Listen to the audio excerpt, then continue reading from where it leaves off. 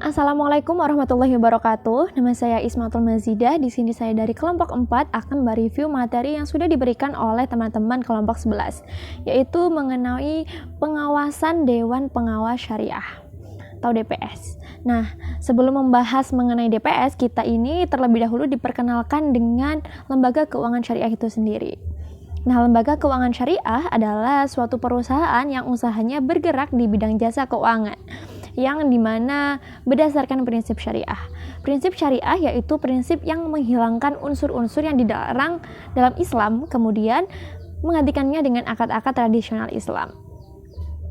Nah, di Indonesia sendiri, lembaga keuangan syariah berdampingan dengan Dewan Pengawas Syariah.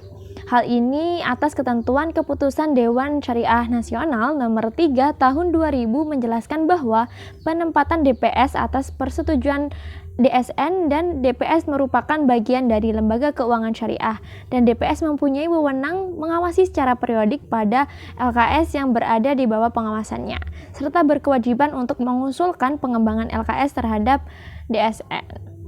Kemudian mengenai dasar keberadaan DPS itu sendiri. Di sini keberadaan DPS dinyatakan secara jelas dalam Undang-Undang Nomor 21 Tahun 2008 tentang Perbankan Syariah dan dalam PBI yang terkait dengan lembaga keuangan syariah. Nah, keberadaannya juga dijamin oleh Undang-Undang Nomor 10 Tahun 1998 tentang perubahan Undang-Undang Nomor 7 Tahun 1992 tentang perbankan, dan masih harus dilengkapi dengan petunjuk pelaksanaan atau Juklas dan petunjuk teknis atau Juknis. Nah, hal ini dianggap penting agar para anggota Dewan Pengawas Syariah yang ditempatkan di lembaga keuangan syariah dapat bekerja secara efektif dan efisien, sehingga jalannya perusahaan dapat secara murni sesuai dengan prinsip syariah. Di makalah ini juga dijelaskan tentang pedoman kerja Dewan Pengawas Syariah. Adapun yang pertama meliputi Dewan Pengawas Syariah, yang selanjutnya disebut DPS ini adalah dewan yang bertugas memberikan nasihat dan saran kepada direksi serta mengawasi kegiatan bank pembiayaan rakyat syariah agar sesuai dengan prinsip syariah.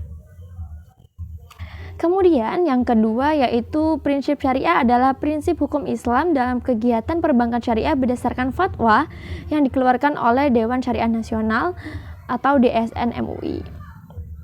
Pedoman yang ketiga yaitu tentang kriteria untuk menjadi DPS itu sendiri, baik dapat dijelaskan sebagai berikut. Yang pertama, kualifikasi bidang hukum atau fikih muamalah.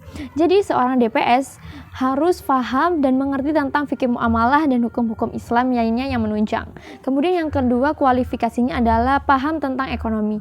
Seorang DPS harus memahami ekonomi baik secara makro maupun secara mikro. Dan yang ketiga adalah kualifikasi sistem perbankan syariah. Dalam kompetensi DPS, DPS ini harus memahami secara menyeluruh sistem operasional perbankan syariah.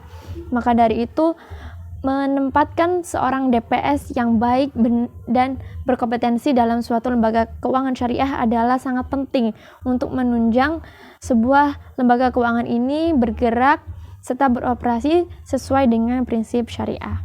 Demikian review dari saya. Apabila salah kata, saya mohon maaf. Wassalamualaikum warahmatullahi wabarakatuh.